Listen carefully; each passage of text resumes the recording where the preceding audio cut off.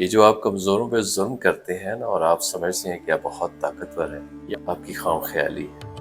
ویسے تو خدا ہم سب کا ہے، لیکن خاص کر کمزور جو اپنے ظلم کے خلاف آواز نہیں اٹھا سکتے، اپنے ظلم کا جواب نہیں دے سکتے، اس حوالے سے فوزیہ بشیر الوی صاحبہ نے کون کے نام سے تحریر لکھی ہے جو آپ کی پیش خدمت ہے۔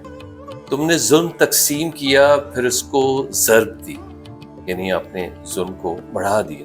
تم نے ظلم تقسیم کیا اور پھر اس کو ضرب دی، رحم رتی بھر منہا کیا۔ اب قدرت کا مخفی ہاتھ مٹی کے اس کھیل میں، مٹی ہونے تلک تمہارے تعاقب میں رہے گا۔